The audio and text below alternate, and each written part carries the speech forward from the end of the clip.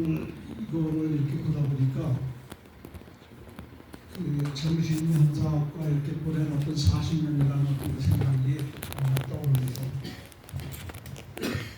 2007년도인가 돌아가신 그 임석준 선생님이 정신현상을 이제 3번이나 이렇게 번역하셨고 2007년도에 한기사에서 이렇게 또 번역해서 그 당시에 이렇게 출판기관에 한 적이 있었거든요. 어떻게 보면 이제 그런 어떤 작업들이 이렇게 축적이 되어서 뭐 일종의 이제 또 김준수 교수가 또 이렇게 정신현상을 번역을 했고 또 이제 거의 완결판이다 이렇게 시켜할 만한 어떤 그 대작업을 마무리하셔가지고 이렇게 출판 기념회를 갖게 되어서 다시 한번 이병철 선생님한테 이렇게 축하를 드립니다. 굉장한 어떤 작업이죠. 그리고 70이 넘었으면 이제 인생 오래 일하고 해서 예전에는 정말 이제 쉬어야 될 어떤 이 시기인데 이병철 선생님은 계속 이렇게 왕성하게 활동하시는 거 보면 한국에서 이제 그냥 백세 철학을 이렇게 자랑만 할 게 아니라 정말로 진정한 의미에 있어서 어떤 백세에도 철학을 할 수 있는 그런 시대가 이제 우리에게도 이렇게 다가오지 않을까. 그리고 이제 그동안 이렇게 축적이 된 어떤 많은 어떤 영향들이 있어가지고 앞으로 이제 한 세대 지나면 굉장히 진짜 지금 이렇게 K-팝이나 뭐 그 K 콘텐츠들이 이렇게 이해하는 그 이상으로 한국에서 이렇게 뭔가 그런 어떤 붐이 좀 일어날 수 있지 않을까. 이전에 제가 보기에는 이제 그럴 만한 어떤 역량을 가진 분들이 이제 많이 보입니다.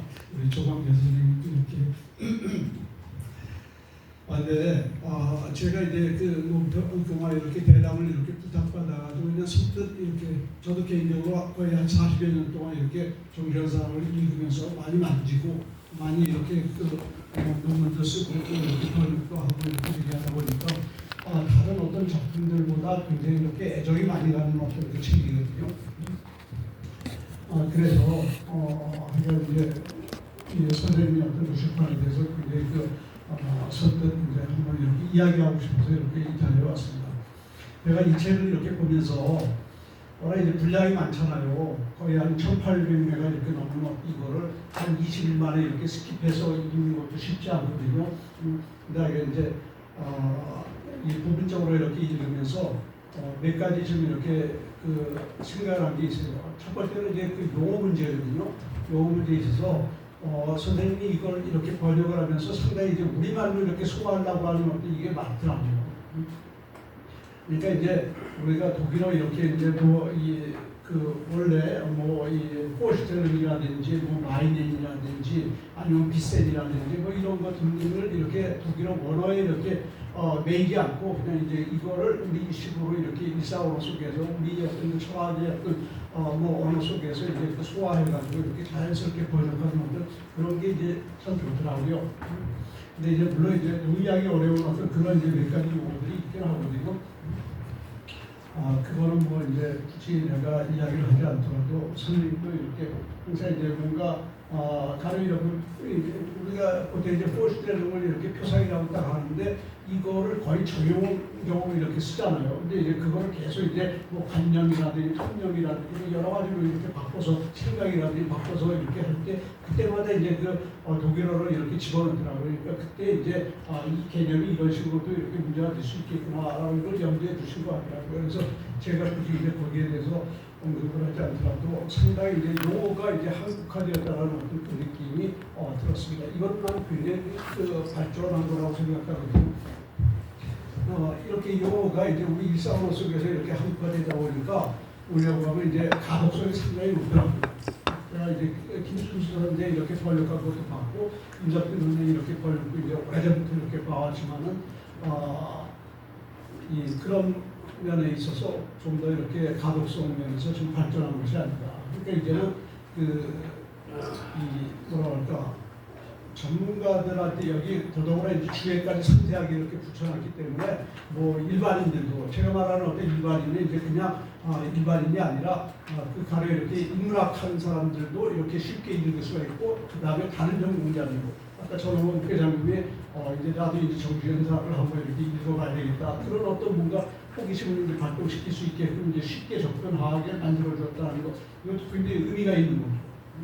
그래서 제가 이제 그런 면에서 이제 정신현상을 우리가 이제 앞으로는 뭐 신비화가 경전할 필요 없이 뭐 정신현상 이 이해하기 위해서 진짜 말 따라 해결이 해결 안 되는 어떤 그런 상황 속에서 우리 중을 이제 오랫동안 경험을 하고 그랬는데 이제 이런 부분들을 이제 벗어나서 좀 더 정신현상학을 경전하는 것보다도 예전에 그 비트겐슈타인이 이야기했듯이 이거를 이제 정리해서 하나의 도구처럼 사용한다.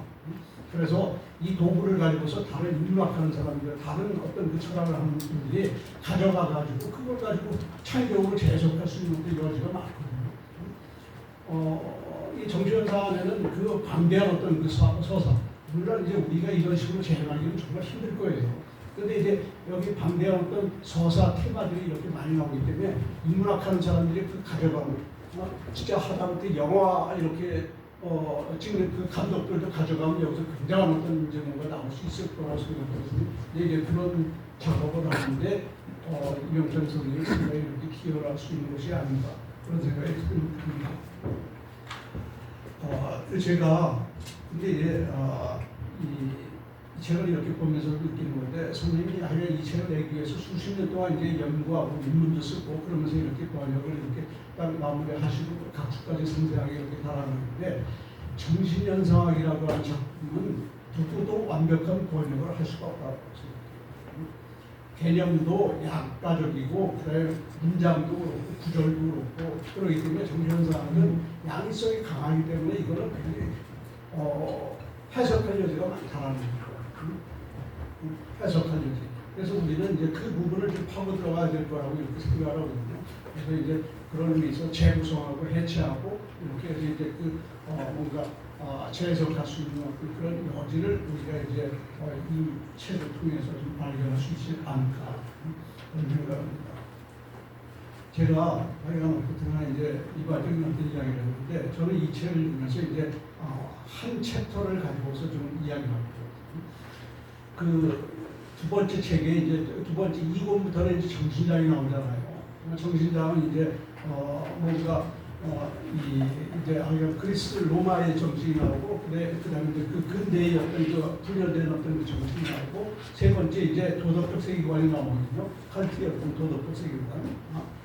그래서 이제 제가 이제 그 도덕적 세계관만 이렇게 집중적으로 약간 언급을 합니다.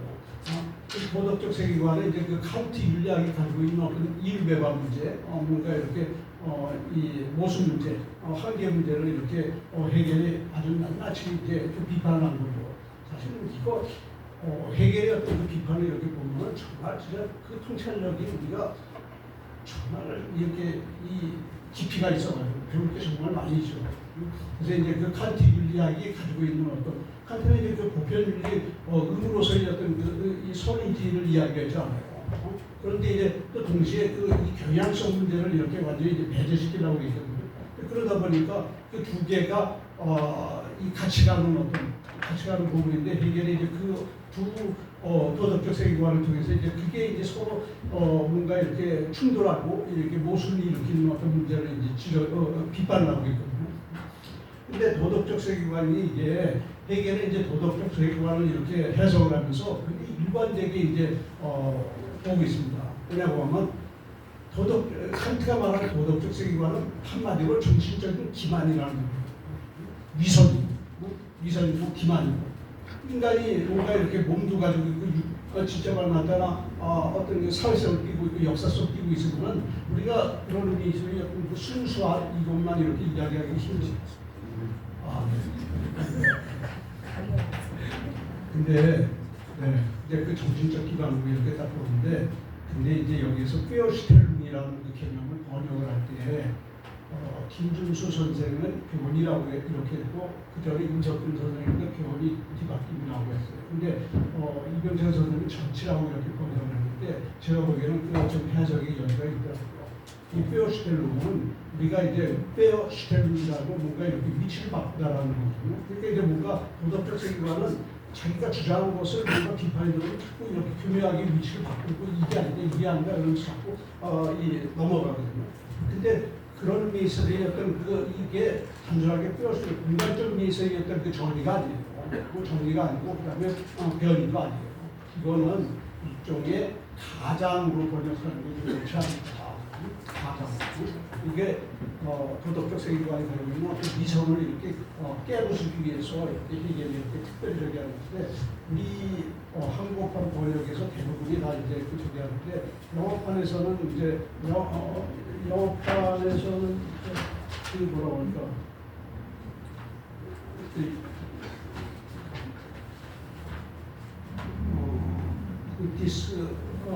디셈블런스라는 어떤 그 개념을 이렇게 쓰고 있고 아니라 이중적인 어떤 의미를 띠는 거. 이제 그거를 우리 이별태 선생님이 가지고 이렇게 붙이고 있는 것이 아닌가. 죄송합니다. 제가 이렇게 덕담을 나눠야 될 자리에서 여기까지 하겠습니다. 예, 감사합니다. 시간도 많이 못 들으셔서 예, 답변부터 질문 고맙습니다. 번역에 대해서 말씀해 주신데요. 사실 해결의 용어는 이중적 의미가 강합니다. 그래서 그냥 보지 못대로 번역하면은 앞뒤 문맥하고 안 어울려서 무슨 말인지 잘 이해할 수가 없는데요. 한수 없이 번역을 하면서 앞뒤 문맥에 맞게 맞는 이제 단어를 골라서 집어넣긴 했습니다만은 이중적 의미가 있으니까요. 그것을 이제 살리기 위해서는 감 속에 놓고 이제 언어를 집어넣는 그거는 전혀 해결적인 언어에 대한 번역이 진행은 하기 때문에 그렇게 맞습니다. 그 점 아주 잘 지적해 주셨는데요. 어쨌든 가능한 한 좀 맥락에 맞게 그래서 쉽게 이해할 수 있도록 쓰려고 했습니다만은 도저히 잘 번역 안 되는 것도 많이 있었습니다. 그 가운데 하나가 이제 페어슈텔링이라고 있는데 해결이 이제 칸트의 의문을 비판하면서 아마 피의체적인 입장, 칸트의 위에서 피의체적 입장을 비판하면서 페어슈텔링이라는 입장이 있습니다. 여기에 대해서 이제 여러 가지 번역이 많습니다.